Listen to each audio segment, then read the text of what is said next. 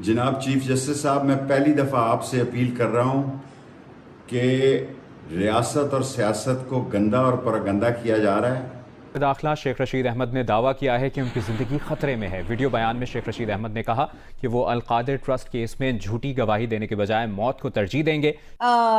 उनकी शेख रशीद साहब की, और शेख रशीद साहब अभी तक किसी के हाथ नहीं आए हैं। 2 महीने थे 9 मई से पहले के, चीज़ें आहिस्ता आहिस्ता आहिस्ता आहिस्ता तकरीबन समझ में आना शुरू हो गई थी।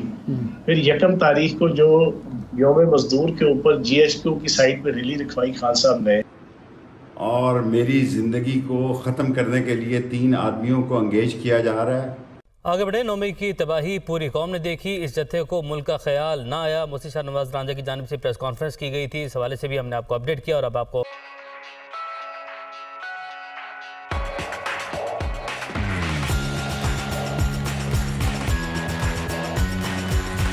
मैं मौत और हयात की इस कश्मकश में आपको बताना चाहता हूँ कि मैं अल-कादरा ट्रस्ट के एजेंडे के वक्त मौजूद नहीं था और मेरी शहजाद अकबर से कभी नहीं बनी। उसके किसी एजेंडे में मैं नहीं बैठा। अगर बैठा होता तो मैं ज़रूर नैब में कल शहादत देता, लेकिन झूठी गवाही देने से मैं मौत को तरजीह दूंगा। और आज मैं आपको बताना चाहता हूं जनाब चीफ जस्टिस साहब, 30-30 हज़ार रुपये के मुलाजमीन को उठा के नामालूम जगहों पर ले जाया जा रहा है, हमारे घरों को तोड़ा जा रहा है। मेरी माँ को मरे 30 साल हो गए हैं, उसके घर को भी तोड़ फोड़ दिया है। रात 70-80 लोग रेंजर सफ़ेद कपड़ों में और पुलिस, जिस SHO को रात ही लगाया गया है कि उसने F7 के घर में न सिर्फ तोड़ फोड़ की बल्कि गाड़ियाँ भी ले गए और सामान भी ले गए। अब बताएं, इस मुल्क में अगर आइन और कानून की हुकूमत नहीं होगी तो फिर पाकिस्तान में एक आम शहरी किस तरह ज़िंदगी गुजारेगा। मैं 16 दफ़ा वज़ीर रहा हूँ चीफ जस्टिस साहब, और खाना काबा की छत पर मैं नमाज़ पढ़ने वाले 6 मुसलमानों में शामिल हूँ। मैं आपको ये बताना चाहता हूँ कि धरती पे जुल्म हो रहा है, ज़्यादती हो रही है, आप इसका नोटिस लें। और मैं कभी किसी गलत काम में मुलव्वस नहीं था। अगर 16 वजारतों में 1 इंच 1 पैसे की भी कोई करप्शन हो तो मैं पेश होने को तैयार हूँ। और मैं मुल्क से बाहर था, 8 की रात को मैं वापस आया। लेकिन जिस तरह ज़िंदगी हराम की जा रही है, जिस तरह जीना मुश्किल किया जा रहा है, इस पे आपको नोटिस लेना होगा।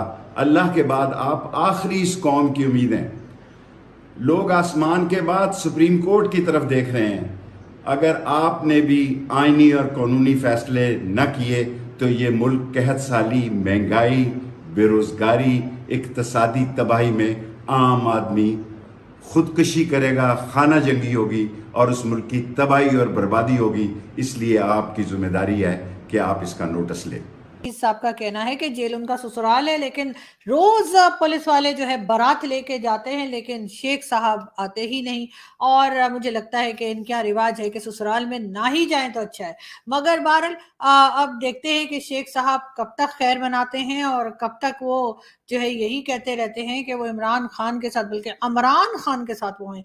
लेकिन बहरहाल इमरान खान साहब के साथ तो अब बहुत थोड़े लोग रह गए हैं, और जो रह गए हैं वो भी उड़ते फिरते नजर आ रहे हैं। लग यही रहा है कि थोड़े दिनों में वो भी भाग जाएंगे। इमरान खान साहब का नाम, जैसे मैंने आपको बताया था, ECL में डाल दिया गया है। आज भी इमरान खान साहब को अदालत ने बुलाया था। अब 2 जून तक के लिए उनको एक बार फिर से जो है वो जमानत मिल गई है। साथ साथ प्रेसिडेंट आरिफ अलवी और इमरान खान साहब के बीच में सुना जा रहा है कि कुछ नाराजगी चल रही है। इमरान खान साहब ने प्रेसिडेंट साहब से बात करनी छोड़ दी है, और उसकी वजह यही बताई जा रही है कि आरिफ अलवी साहब, यानी कि जो इस वक्त पाकिस्तान के सदर हैं, पाकिस्तान के प्रेसिडेंट हैं, वो जाकर मिल गए हैं एस्टैब्लिशमेंट वालों के साथ आज ही।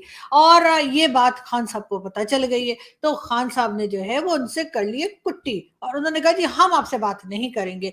तो आरिफ अलवी साहब ने कहा आपसे वैसे भी कौन बात कर रहा है, आपसे तो वैसे कोई बात नहीं कर रहा, आप तो कहते जा रहे हैं बात कर लो, और कोई जवाब नहीं दे रहा। तो अगर आप मुझसे भी बात नहीं करेंगे तो क्या फर्क पड़ता है। लेकिन ये जरूर है, कुछ टाइम पहले जो गवर्नमेंट है वो बार बार कह रही थी कि जी इमरान खान साहब से कि जी बातचीत कर लीजिए, कोई डायलॉग कर लीजिए, कोई मुज़ाकरात कर लीजिए, कुछ मसले का हल निकाल लेते हैं। लेकिन उस वक्त इमरान खान साहब को बिल्कुल बात नहीं करनी थी, वो नहीं माने। और अब हाल ये है, इमरान खान साहब बार बार कह रहे हैं कि एस्टैब्लिशमेंट के लोग और साथ साथ गवर्नमेंट जो है इस वक्त जो मौजूदा गवर्नमेंट है वो इमरान खान से बात करे, लेकिन जो गवर्नमेंट है वो भी खान साहब से बात करने को तैयार नहीं, और एस्टेब्लिशमेंट तो वैसे ही 36 का आंकड़ा लेके बैठी है। वो मैंने राजा बशारत साहब के साथ मिलके हमने वो भी उसको रूट चेंज करवाया एंड टाइम पे, और हमने वो उस साइड के बजाय जनाब लियाकत बाग क्या कहते हैं उसके शमशाबाद से फैजाबाद की तरफ रखवा दी।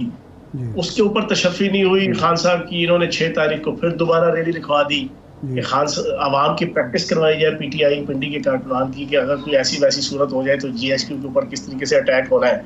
उन्होंने 6 की रैली दिखाने से पहले खुद मीटिंग की और उसमें कहा कि जनाब सब ने जनाब कचहरी चौक की तरफ मूव करना है और लाजमी।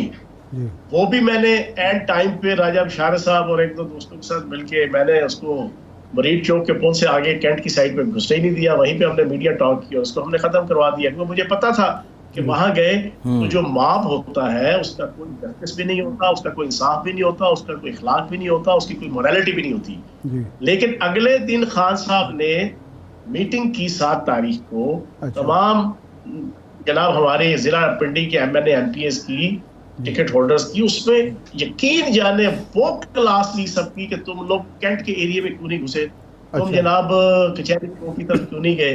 अब ये सारी चीजें होते हुए फिर जब 9 तारीख का वकूआ हुआ, 9 के बाद 14 को ये मीटिंग थी जिसका सवाल आपने पूछा ना, 14 को, 12 को तो खान साहब रिहा हुए थे, 14 को उसमें 3 चीजें बड़ी अलार्मिंग थी। पहली तो खान साहब ने फौरन मीटिंग के शुरू में कहा कि किसी ने कोई डिफेंसिव पोजीशन नहीं लेनी, कोई मुखालमत अंगेज किस्म का एटीट्यूड नहीं रखना, कोई इस किस्म का जनाब माजत खाना 9 मई के वाकयात के ऊपर आपने रवैया नहीं रखना। अच्छा। दूसरा खान साहब ने कहा कि बेगम रहो, ये ऐसा प्रेशर आया 9 तारीख को कि अब टोटल 7 दिन की गेम रह गई है, 7 दिन की। अच्छा। जब मैं हैरान रहा कि रस्सी नहीं, 7 दिन बाद क्या होना था चौहान साहब, 7 दिन बाद क्या हो जाना था? सुनो भाई साहब, सुनो ना। उसके ऊपर जनाब सबसे पहले तो उस्मान डार साहब ने सर धुना, बिल्कुल ठीक कह रहे हैं। फिर फारूक हबीब ने, खान साहब आपने तो बिल्कुल दुरुस्त कह दिया, 7 दिन के अंदर अंदर इंकलाब आ जाएगा, तब्दीली आ जाएगी, फौज पता नहीं किधर चली जाएगी, एस्टेब्लिशमेंट का बेड़ा गर्क हो जाएगा, इक़्तिदार जनाब पीटीआई के हाथ में आ जाएगा और रेवोल्यूशन आ जाएगा।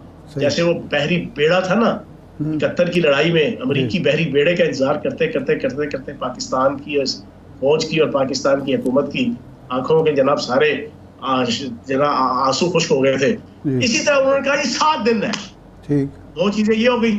तीसरी चीज जो सबसे अलार्मिंग थी, खान साहब ने आतिफ खान को और तैमूर झगड़ा को मुखातिब करके, स्पेशली आतिफ खान का नाम लेकर, कि जनाब केपीके के जितने कायदीन हैं फौरी तौर पे इसी वक्त ट्वीट करें कि हम केपीके में जितने मदरसे हैं मौलवी फजल रहमान के, हम उनके बाहर पीटीआई के कारकुनान मुजाहरे करेंगे।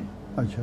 अब ये बड़ी अलार्मिंग चीज थी, ये खाना जंगी की तरफ लेके जाने वाली बात, और वो भी 9 मई के वाकयात के बाद। हादसे से बड़ा सानहा क्या हुआ, लोग ठहरे नहीं हादसा देखकर, उनके बवाद नहीं देखा। तो ये देखें सेक्शन जो 2D आर्मी एक्ट का 1952 का, उसके अंदर सेट ऑफ पर्सन है which are subject to the army act. अब इसमें ग्रुप ऑफ एक्यूज हो सकते हैं कि कोई लोग तमाशा देख रहे थे, कोई एक्चुअली पार्टिसिपेट कर रहे थे, ऑर्गेनाइजर होंगे, कोई प्लानर होंगे। तो ये सारी चीज़ें देख के एविडेंस जो एजेंसी कलेक्ट करेगी, जो जॉइंट इन्वेस्टिगेशन टीम बनी है लाहौर के अंदर, वो ही फाइनली डिसाइड कर सकती है कि इनका जो केस है वो आर्मी एक्ट के तहत कोर्ट मार्शल में चलाया जाए या समरी ट्रायल किया जाए। तो फिर आगे देखें ना, इसके अंदर प्रोविजन है, एक दम नहीं है कि जंप करें आप आर्मी। उन्होंने एक जो एंटी टेररिज्म कोर्ट के प्रिजाइडिंग ऑफिसर हो गए, उनको रिक्वेस्ट करनी है कमांडिंग ऑफिसर ने कि जी ये एविडेंस है, वो जज वो देखें ना फेयर, मतलब उनको बाकायदा हैंडिंग ओवर इनकार भी कर सकते हैं जज साहब।